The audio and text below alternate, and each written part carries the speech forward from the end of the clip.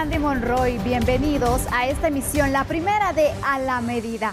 Emisión de las 21 a 22 horas y por supuesto me acompañará Julio Talamonti. ¿Qué tal? Así es, Sandy, muy buena noche. Televidentes también de Todo Noticias. Estamos acá muy contentos en este primer programa y primera emisión de A la Medida, donde usted realmente va a ver el cariz importante de la noticia. ¿Correcto, Sandy? Así es, estaremos tratando las noticias como en ninguna emisión, así que usted prepárese porque todas las noches a esta hora usted tiene una cita con nosotros para abordar de una manera más profunda las noticias. Definitivamente. A la Medida está pensado precisamente para usted, para que pueda conocer y analizar precisamente también esos temas que día con día en el acontecer político, en el acontecer económico, social, Guatemala tiene. Así que, por favor, no nos cambie y a partir de hoy, dígale también a sus conocidos y a sus amigos que si quiere estar bien informado, A la Medida.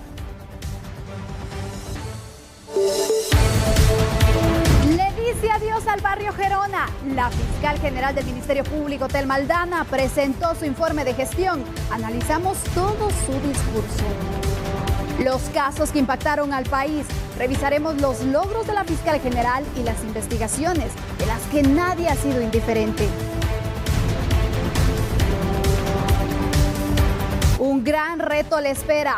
¿Qué deberá enfrentar la nueva fiscal general? ¿En qué situación queda el Ministerio Público? Analizaremos toda esta situación. Viene dinero como nunca antes. Los migrantes envían cada vez más remesas. Le contaremos qué hay detrás del repunte en el dinero recibido en el país. Por las políticas de Trump, aumenta el número de deportados desde Estados Unidos y falta más. Para esta semana ya se proyectan muchos más vuelos.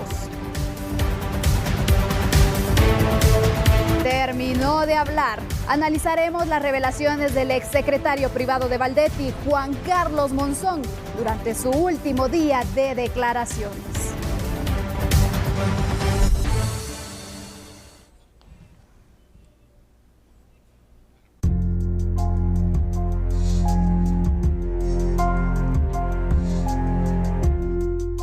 Este lunes se llevó a cabo el último informe de rendición de cuentas sobre el trabajo durante la administración del Ministerio Público por parte de la fiscal general Thelma Aldana.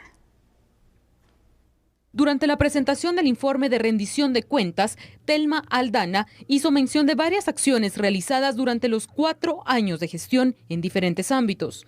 Se definió la estrategia de persecución penal, la cual permitió durante los 4 años de mi gestión, la identificación y desarticulación de al menos 178 estructuras criminales vinculadas al sicariato, tráfico de trata de personas, narcoactividad, extorsiones, tráfico de armas, secuestros, entre otros delitos que aquejan a la población guatemalteca.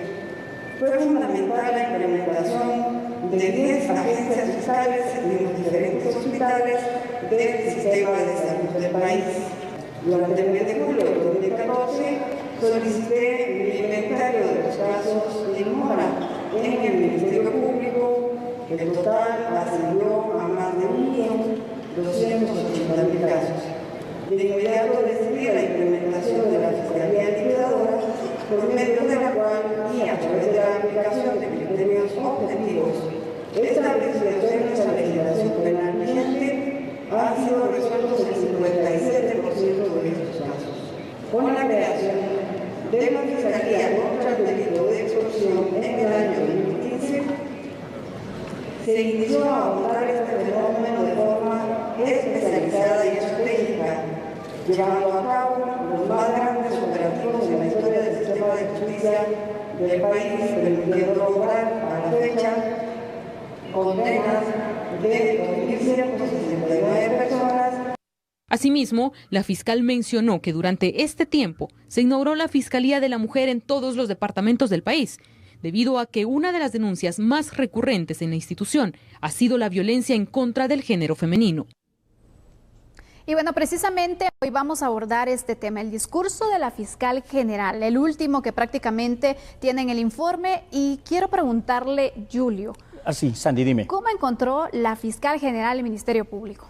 Bueno, esta es una pregunta por demás interesante, Sandy. Recuérdate que el Ministerio Público es una institución, digamos que relativamente joven, que en su momento también la cobertura geográfica que tiene en el país es muy corta. Ahora, una cosa importante a destacar que no se mencionó en este discurso es que realmente en 10 años también, en los últimos 10 años, ha habido, digamos que un avance en cuanto al combate de la corrupción del 98-99% a un 95-96%. Quiere decir que vamos todavía un poquito a paso de tortuga, pero bueno, vamos avanzando, Sandy. ¿Qué te parece a ti?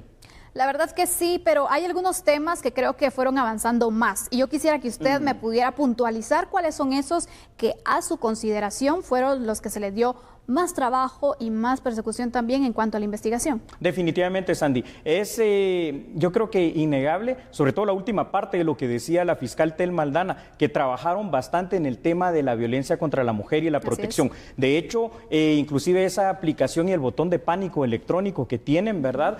Le dieron mucho realce, pero, Sandy, y eso ya lo vamos a seguir discutiendo en esta noche, porque para eso estamos precisamente acá, junto con usted, televidente. Hay cosas que a mí me quedan todavía un poquito la duda pendientes. El éxito de cualquier ministerio público son las sentencias condenatorias, porque ese precisamente eventualmente debería de ser, si estás llevando a alguien a juicio, es porque tienes ya precisamente también todos los elementos de que es culpable. En esa parte ya lo veremos más adelante, fíjate, Sandy, cuando analicemos unos números. Qué mejor que analizar este tema. Y también hay algo que quiero que veamos y que hagamos un repaso, los logros de la fiscal general Telma Aldana, y es que entre ellos se destaca la desarticulación de 178 estructuras criminales. Tenemos ahí también el fortalecimiento de fiscalías, ha impulsado a la Fiscalía de la Mujer también gracias al trabajo que se tiene en coordinación con todas las fiscalías, los métodos especiales de investigación y el fortalecimiento de sus capacidades. Se han creado o fortalecido varias fiscalías, entre las que se destaca la que es en contra de las extorsiones de la niñez y de la adolescencia, contra delitos electorales, de asuntos internos, contra secuestros y contra el femicidio. También se impulsó la Fiscalía de la Mujer, ampliando su cobertura a todo el país, además de implementar el modelo de atención integral y el botón de pánico, como ya lo habíamos mencionado, así como una aplicación para víctimas de violencia. Según los datos del Ministerio Público, se han resuelto más de 700,000 casos, representando el 56% de la mora acumulada. Y precisamente aquí vamos entonces con la mora, con la resolución de estos casos. Bien mencionaba Julio que si bien se tienen distintos casos que se lograron y estructuras que se lograron desarticular, las sentencias no van al mismo ritmo. Eso es correcto, Sandy. Y no podemos decir, obviamente, que no han habido avances, por supuesto que sí. Sin embargo, tú te recuerdas una cuestión, la prueba reina y la prueba madre en nuestro sistema de justicia penal ha sido siempre la prueba testimonial. Pero fíjate, Sandy, que la prueba testimonial también es muy débil. ¿Por qué? Porque yo puedo decir algo en contra tuyo y no ser cierto, o viceversa. Lo mejor debería ser una prueba científica. Por eso te decía anteriormente, creo que sí, de alguna manera, lo que ha habido en cuanto a mejoría ha sido sobre todo el tema de la mujer. Ahora, tú mencionabas algo muy importante, 56% de avance en el tema de la mora judicial, pero todo esto se va incrementando año con año. Con los famosos amparos. Los amparos. ¿Y sabes una cosa, Sandy? El gran problema de todo esto es que al final de cuentas se resuelven muchas cosas a través del archivo. ¿Sabes qué es el archivo? El hecho de que esto ya no lo vamos a investigar y ahí se va a quedar. Eso tampoco es resolver las cosas. Y yo te invitaría, Sandy, y también a los televidentes, para que después y en un momento vamos a analizar entonces los casos paradigmáticos y los casos relevantes del MP en este informe de Telma Aldana, ¿verdad? ¿Te parece? Así es. Y otro dato que estaremos también analizando es las escuchas telefónicas. ¿Qué tanto habrán servido en estos casos? Que es una de las pruebas que han utilizado mucho por parte del Ministerio Público. Esto y más cuando regresemos, pero ahorita vamos a una pausa, así que no cambien.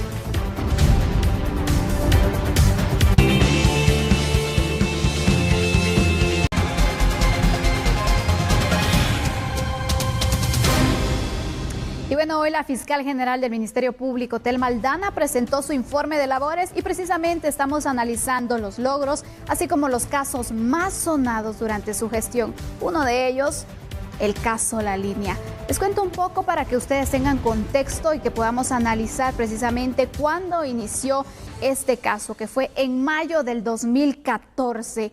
La estructura criminal realizaba cobros paralelos al trámite aduanero normal. Según las investigaciones, era liderada por los entonces mandatarios Otto Pérez Molina y Roxana Valdetti. El caso Cooptación del Estado mostró un gran esquema financiero que reportaba operaciones desde el 2008. Los involucrados buscaban beneficios económicos por varios medios ilícitos. Según las investigaciones del Ministerio Público, esta es la línea que seguían. Y bueno, hoy vamos a tratar precisamente este caso y otros que también han sido emblemáticos para el Ministerio Público. Ya Julio Talamonti se encuentra preparado. Julio, ¿cuáles son los casos más impactantes durante la gestión de la fiscal general del Ministerio Público, Telma Aldana, aparte del de la línea? Claro que sí, Sandy, esto es muy importante y tú lo venías comentando.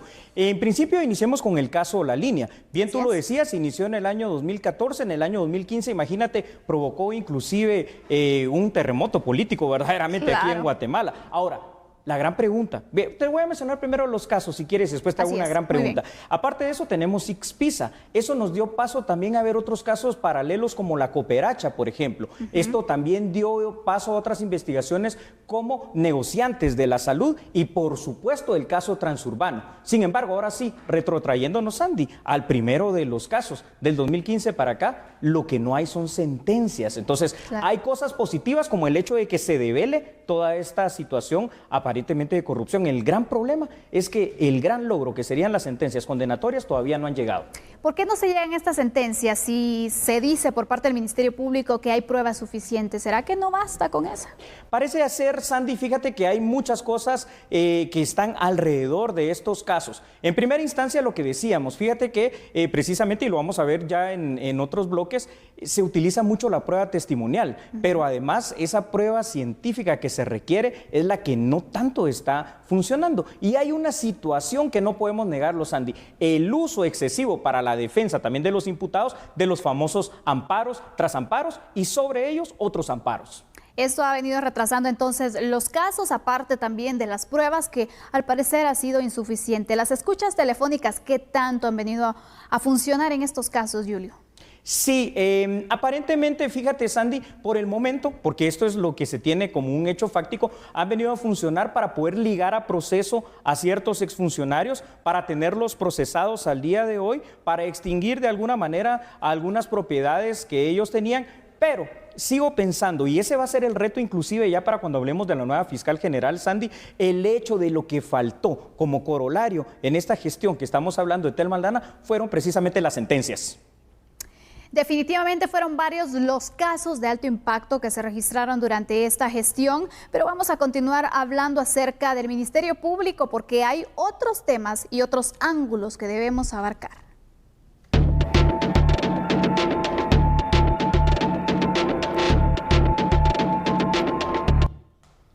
Y bueno, seguimos hablando del tema de la Fiscalía del Ministerio Público, la jefatura específicamente, pero ahora nos enfocamos en la nueva fiscal, la nueva jefa del Ministerio Público, quien estará al frente del ente investigador para el periodo 2018-2022. Telma Aldana se retira del cargo de fiscal general y jefa del Ministerio Público. Ahora llega el momento de conocer un poco sobre María Consuelo Porras, la elegida para dirigir el ente investigador. Faltan pocos días para que María Porras asuma su nuevo cargo. El Ministerio Público quedará en manos de una de las dos candidatas que consiguieron 75 puntos de la comisión postuladora, la más alta del proceso.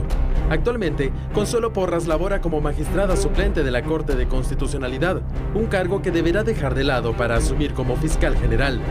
Estar en el Ministerio Público no es algo nuevo para la doctora en Derecho Penal. Laboró por 8 años como fiscal y también como jefa de la Fiscalía de Asuntos Constitucionales.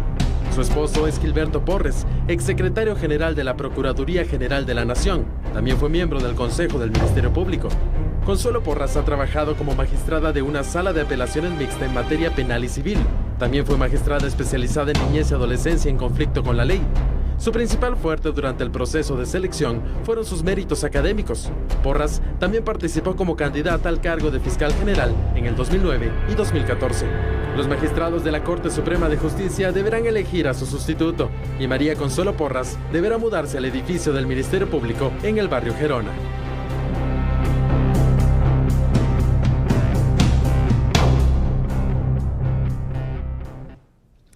Y bueno, precisamente para analizar este tema, cuáles son los retos de la nueva fiscal general del Ministerio Público, hoy hemos invitado al licenciado Julio Rivera Clavería, con quien hoy vamos a abordar este tema. Bienvenido, buenas noches. Buenas noches, Sandy.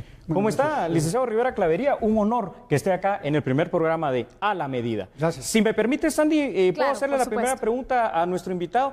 Licenciado Rivera Clavería, usted como conocedor de estos temas del Ministerio Público, así en frío, ¿cuáles son esos retos reales que tiene que afrontar la nueva fiscal general?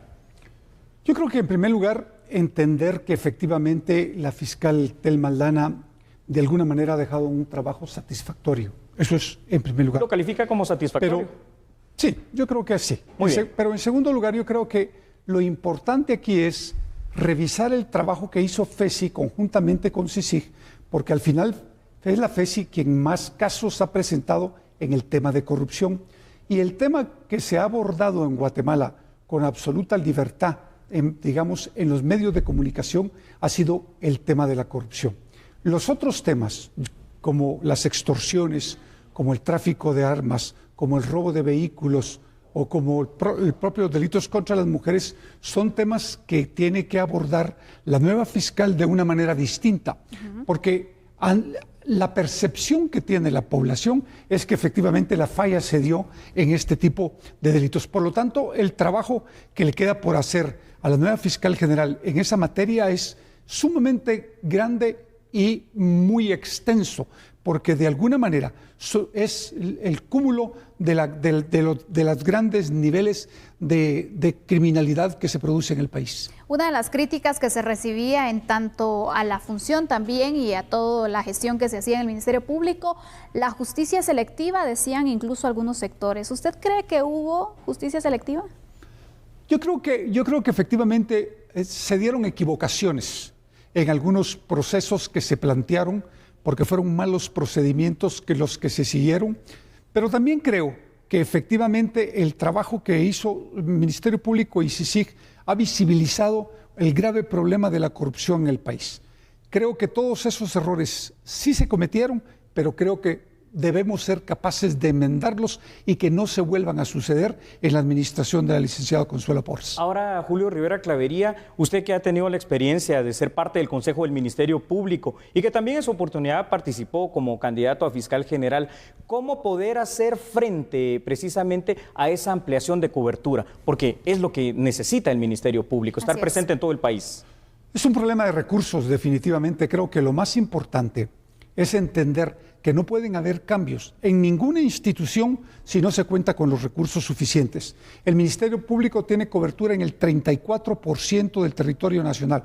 Eso implica las 22 cabeceras departamentales y un aproximado de entre 20 y 25 municipios.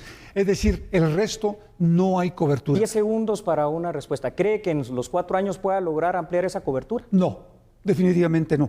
Yo creo que esto es un proceso que va a llevar mucho más tiempo y que en el que hay que entender que los cambios se van a ir dando en el tiempo, paso a paso. No pueden darse de una manera muy rápida, en primer lugar porque no se cuenta con los recursos, en segundo lugar porque no se tiene el elemento personal suficiente ni la tecnología suficiente que se necesita, especialmente en el tema de investigación criminal. Sin embargo, poca cobertura es sinónimo de impunidad, ¿no? Poca cobertura es sinónimo de poco acceso a la justicia, no necesariamente de impunidad, porque en algunos municipios son los jueces de paz quienes cubren esa función del Ministerio Público y dan aviso de manera inmediata al Ministerio Público. Por lo tanto, lo que hay es falta de acceso de la población a la justicia. Eso es lo más importante por resolver. Julio Rivera Clavería, gracias por estar acá en Muchísimas A la Medida. gracias. Lo esperaremos en varias ocasiones. Gracias. Así es, y es momento de hacer una pausa. Cuando regresemos estaremos abordando más temas que usted no se puede perder, así que no cambie, somos A la Medida. Ya volvemos.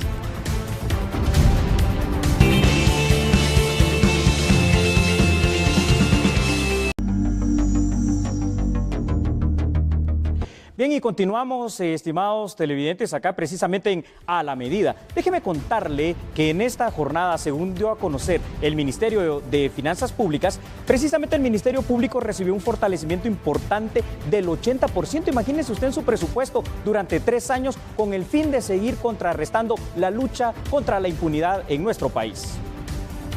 En un 80%, el Estado de Guatemala fortaleció al Ministerio Público para la ejecución de proyectos del 2015 a la fecha. Para el presupuesto del 2017 fueron otorgados 1.8 millardos para la institución.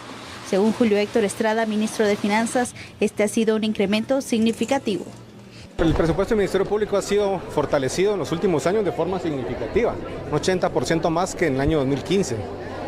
Incluso la institución no ha tenido la capacidad de absorber todos esos recursos y ha dejado unos saldos de caja importantes que vamos a trabajar también con la nueva administración para que puedan fortalecer su presupuesto tanto con aportes del gobierno como con los saldos de ingresos y de recursos propios que tienen ellos. El titular de Finanzas también señaló que continuarán con el fortalecimiento del Ministerio Público e incrementando la ejecución durante la nueva administración de María Consuelo Porras. Entonces, en el presupuesto 2019 se seguirá el proceso que ha venido de fortalecimiento de apoyo y también buscaremos maneras en que junto con el resto del gobierno también ellos puedan mejorar su ejecución.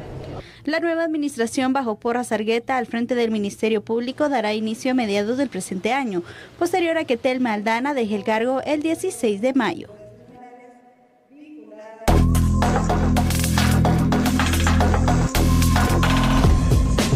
Bien, y ahora déjeme contarle, por favor, en otro tema, que en este mes de abril ha sido una cifra histórica en cuanto a las remesas. ¿Por qué? Porque según los datos que dio a conocer el Banco de Guatemala, lo que se espera ahora en mayo es que esta cifra vuelva a incrementarse de una manera nuevamente histórica para Guatemala.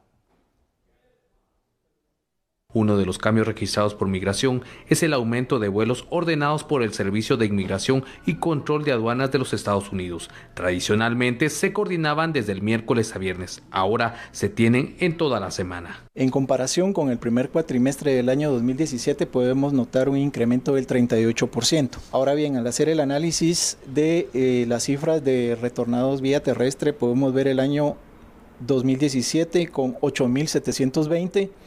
Este año notamos que hay, en el mismo periodo, el primer cuatrimestre de este año, tenemos 14.861. Notamos un incremento del 40% de retornados más este año. De enero a abril se contabilizaron 14.861 deportados por vía terrestre, 17.288 deportados por vía aérea. Suman a la fecha más de 31.000 retornados. Para esta semana se proyecta el retorno de más de 2.000 personas por vía aérea. Pero así como las remesas aumentaron en nuestro país durante el mes de abril, también las cifras de deportaciones se han elevado. Pues para esta semana, escuchen muy bien, se espera el arribo de más vuelos con nacionales que vienen procedentes de Estados Unidos. Así que estas cifras son las que nos dan por parte de la Dirección General de Migración, donde se indica que tanto los vuelos que vienen esta semana, que son varios los que se tienen programados, así también como el ingreso de connacionales que ingresarán precisamente a nuestro país vía terrestre. Esta es la información que se da a conocer y aquí se las ampliamos. Uno de los cambios registrados por Migración es el aumento de vuelos ordenados por el Servicio de Inmigración y Control de Aduanas de los Estados Unidos. Tradicionalmente se coordinaban desde el miércoles a viernes, ahora se tienen en toda la semana. En comparación con el primer cuatrimestre del año 2017 podemos notar un incremento del 38%. Ahora bien, al hacer el análisis de las cifras de retornados vía terrestre, podemos ver el año 2017 con 8.720. Este año notamos que hay, en el mismo periodo, el primer cuatrimestre de este año, tenemos 14.861. Notamos un incremento del 40% de retornados más este año. De enero a abril se contabilizaron 14.861 deportados por vía terrestre, 17.288 deportados por vía aérea. Suman a la fecha más de 31.000 retornados. Para esta semana se proyecta el retorno de más de 2.000 personas por vía aérea. Y ahora nos vamos a la torre de tribunales, porque este día Juan Carlos Monzón, colaborador eficaz del Ministerio Público, en su última declaración reveló la relación de un medio de comunicación por cable con la vicepresidencia de la República en el tiempo de Roxana Baldetti.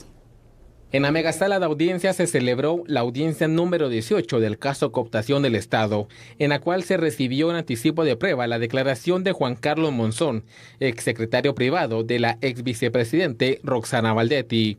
El último en interrogar al colaborador de la Fiscalía Especial fue su propio abogado defensor, Alexis Calderón. ¿Tiene usted conocimiento si el expresidente Otto Pérez Molina e Ingrid Roxana Baldetti Elías tenían personas trabajando en instituciones del gobierno que tuvieran relación con medios de comunicación social? Espero que los medios de comunicación no corten la señal ahorita que voy a decir esto, señor juez, ya que están atentos siempre a todo. Sí tengo conocimiento, señor juez. Por darle un ejemplo, recuerdo el señor Manuel José Chocano, era el subsecretario de la Comisión Nacional del Contrabando, que posteriormente llegó a ser secretario porque relevó a la señora Claudia Méndez. Él era yerno del señor Haroldo Sánchez, o es yerno del señor Haroldo Sánchez de Guatevisión, y cualquier cosa que nosotros necesitáramos o que la señora vicepresidenta necesitara para el apoyo del manejo de alguna nota periodística positiva o negativa en beneficio del partido, del gobierno del Partido Patriota, el encargado de poderle hablar a transmitirle la solicitud al señor Haroldo Sánchez era yo, a través del señor Manuel José Chocano, que era su yerno. Incluso recibí una instrucción del señor presidente Otto Pérez Molina a través de la señora vicepresidenta que solicitaban que cambiaran a la periodista que estaba cubriendo Casa Presidencial de Guatevisión. Se lo pedía al señor Chocano y al día siguiente ella ya no estaba. Otra persona que recuerdo era un familiar, no sé si hija o familiar cercano de un señor de Prensa Libre, de apellido Cetina, Méndez Cetina, no sé, del trabajo editorial. También trabajaba en el Departamento de Recursos Humanos de la vicepresidencia. Y ahí cualquier cosa que se necesitara en el tema de Prensa Libre, recuerdo que el contacto directo ahí era Sonia de Castro, la que solicitaba los apoyos que la señora vicepresidenta requería o nos indicaba que con Sonia le dijeran a la señorita esta que trabajaba ahí. Y de esta manera concluye su declaración entonces del colaborador eficaz del Ministerio Público, Juan Carlos Monzón.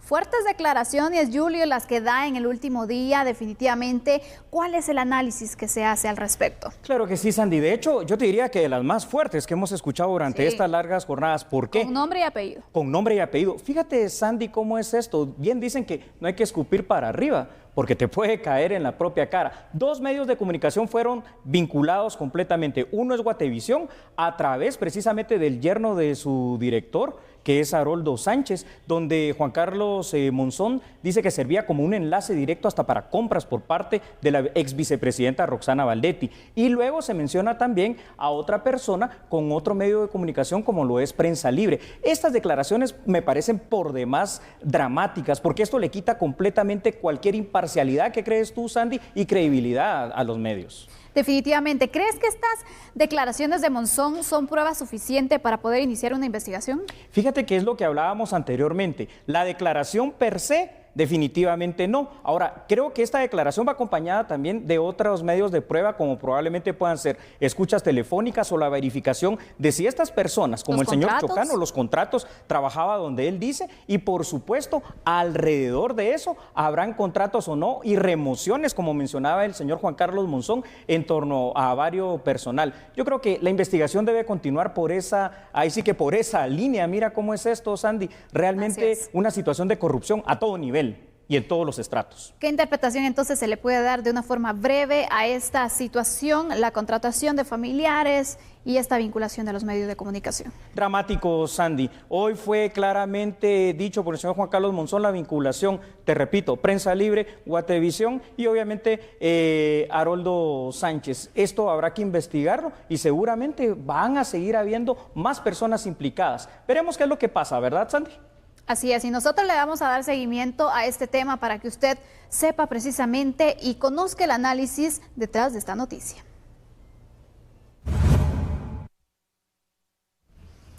Y bueno, ahora vamos a contarle acerca de una visita que se tiene en nuestro país. El vicepresidente de India se encuentra precisamente de visita en Guatemala, pero ¿a qué se debe? En su agenda este lunes visitó a los principales organismos del país, incluyendo la Presidencia de la República.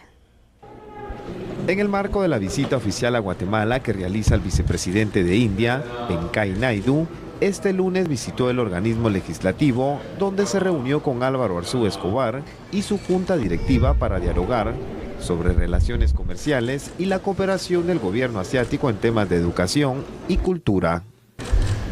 Y verdaderamente la India ha sido un ejemplo a nivel mundial de cómo lograr armonizar todas estas aparentes diferencias internas y lograr un progreso económico sumamente importante. Y en cuanto al tema parlamentario, pues también es un honor escucharlo a usted hablar sobre este tema, porque la India es la democracia más grande del mundo. Y aunque nosotros somos un país tan grande, tenemos también mucho que aprender sobre todos esos avances políticos y democráticos que ustedes han hecho. Y yo creo que esta visita que usted hace a nuestro país, a nuestro Congreso, va a afianzar no solo la relación de amistad, sino que también ojalá se afiancen las relaciones comerciales, porque la mejor forma de llevar relaciones pacíficas con nuestro país muchas veces es a través del comercio. La gira que realiza el vicepresidente indio por el continente americano incluye los países de Panamá y Perú. Y bueno, vamos a continuar abordando algunos temas que han surgido desde el Congreso de la República, pero esto después de la pausa. Claro que sí, Sandri, no nos cambie, seguiremos a la medida con usted. Y bueno, ahora regresamos con noticias internacionales y precisamente tenemos un enlace con Gonzalo Abarca. Él es corresponsal de La Voz de América, quien nos tiene detalles sobre el anuncio que realizó el senador republicano Marco Rubio sobre postergar el apoyo económico de $6 millones a la CICIG. La noticia se genera aquí en Washington y afecta directamente a Guatemala. El senador Marco Rubio, presidente del poderoso subcomité sobre el hemisferio occidental, un subcomité que tiene que ver con todo lo que es América Latina, así como presidente también del subcomité de delincuencia transnacional y democracia en la región, anunció categóricamente la suspensión de la ayuda del Departamento de Estado, un total de $6 millones a la Comisión Internacional sobre la Impunidad en Guatemala, conocida como CICIG. El anuncio hecho esta misma tarde por el senador Marco Rubio, asegura él, tiene que ver por irregularidades, según él, reitero, según él, irregularidades cometidas por la CICIG en el caso de la familia Bitcup. El senador Marco Rubio, a través de un comunicado, asegura que me preocupa que la CICIG, una comisión financiada principalmente por Estados Unidos, haya sido manipulada y utilizada por elementos radicales y por la campaña de Rusia en contra de la familia Bitcup en Guatemala. Esto dice el comunicado. Obviamente 6 millones para el financiamiento de esta comisión de la CICIG afectan verdaderamente su eficacia, su funcionamiento, y es algo que obviamente vendrá a debatirse en los próximos días. Esto no es fiel firme completamente. Para que esto llegue a estar en firme, tiene que debatirse en el Senado, tiene que aprobarse por mayoría, algo que no se ha hecho, pero el senador Marco Rubio está anunciando que es su decisión, irá al seno precisamente de la Cámara Alta del Senado, se debatirá, si se aprueba, entonces la suspensión se hará hasta tanto se aclaren los nublados del día sobre la participación de la CICIG en la condena a la familia Bitkov, que luego fue precisamente traída al suelo por la Corte de Guatemala, la Corte de Constitucionalidad. De manera que, a pesar del anuncio, reitero, a pesar del anuncio, esto tiene que pasar ahora al Senado para ser aprobada por mayoría. Si se aprueba, los $6 millones que dará el Departamento de Estado a la CICIG se suspenderán hasta tanto se determine que la CICIG no actuó de mala fe contra la familia Bitkov. Según el senador Marco Rubio, Rusia, a través de sus canales ocultos, manipuló a la CICIG y la CICIG logró de alguna forma tener documentos y entrar directamente en contra de el debido proceso y los derechos de la familia Bitkov en Guatemala. Desde La Voz de América, desde la redacción central para TN 23. Esas eran las declaraciones o la información que nos comparte Gonzalo respecto a lo que se está dando en el Senado. Gonzalo Abarco nos daba a conocer precisamente sobre el apoyo que se pretendía que se paraliza en este momento para la CICIG, pero en el Senado hay más reacciones que le tenemos aquí. Así es. Y déjeme contarle, por favor, estimado televidente, lo siguiente. Precisamente a través de esta petición que hizo el senador, en este caso Marco Rubio, fíjese que cada vez hay más senadores y cada vez hay más congresistas precisamente en el Parlamento norteamericano que se están sumando a la misma, es decir, investigar de alguna manera y frenar esos fondos para la Comisión Internacional contra la Impunidad en Guatemala. Hoy precisamente fueron 2 senadores más y un congresista que se sumaron a esta petición del senador Marco Rubio. Las cartas fueron enviadas al senador Lindsey Graham, presidente del Subcomité sobre Operaciones Estatales en el Extranjero y Programas Relacionados, al senador Hal Rogers, presidente del Subcomité sobre Operaciones Estatales del Extranjero y Programas Relacionados en la Casa del Senado de Asignaciones, al senador Bob Corker, presidente del Comité de Relaciones Exteriores del Senado, y al presidente del Comité de Asuntos Internacionales de la Cámara de Representantes de Estados Unidos, Ed Royce. Textualmente en la misiva se lee: escribimos para solicitar que se suspenda la intención del Departamento de Estado de asignar $6 millones de fondos al control internacional de narcóticos y aplicación de la ley para apoyar a la Comisión Internacional contra la Impunidad en Guatemala, CICIG.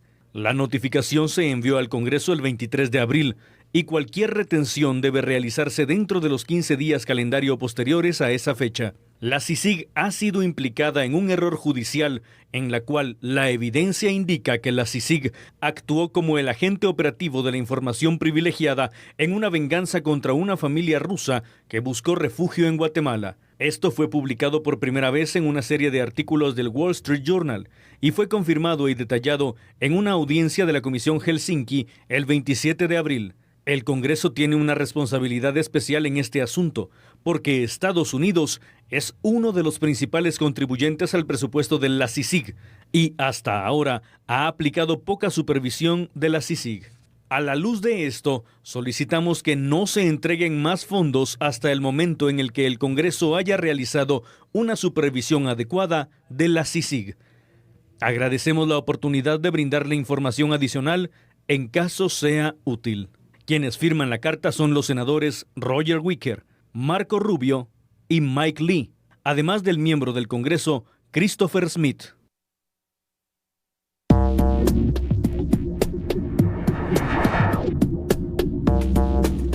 Duelos que definitivamente hicieron el día o el fin de semana los nervios de punta, tanto nacional como internacional en el deporte. Eso es correcto, Sandy, y es momento, por favor, de que conozcamos qué pasó en lo nacional y en lo internacional también en el deporte. Clásicos y fútbol nacional, quiénes clasificaron y quiénes no. Veamos la siguiente nota, por favor. En el deporte nacional hay malas noticias para los equipos capitalinos. Municipal y Comunicaciones quedan fuera del torneo. Es la primera vez que ambos equipos se quedan fuera al mismo tiempo. Guastatoya derrotó a los cremas en su propio estadio 2-0, avanzando en el tercer puesto. Mientras tanto, Sanarate, tras derrotar a los rojos por 3-0, avanzó directamente a semifinales junto a Cobán Imperial. Antigua, Xelajú, Mario Camposeco y Siquinalá complementan los equipos que pasan a la fase final. En el deporte internacional, el Barcelona y el Real Madrid pareciera que se jugaron el partido de su vida. El clásico español tuvo emociones fuertes en un partido donde, aparentemente, no había nada por qué jugar. 28 tiros al arco, 7 tarjetas amarillas, 1 tarjeta roja y mucha controversia marcaron el juego, que quedó empatado a 2 goles. Los aciertos fueron anotados por Suárez, Cristiano Ronaldo, Leo Messi y Gareth Bale. De esta forma ponemos punto y final a la primera emisión de A la Medida y por supuesto mañana nos esperan otros temas de análisis. Claro que sí, Sandy. Es un honor, estimados televidentes, que estuviera con nosotros en esta primera emisión de A la Medida. Solo recuerde lo que dijo Sandy también. Mañana a las 21 horas lo esperamos acá para conocer el acontecer nacional. Gracias. Feliz noche.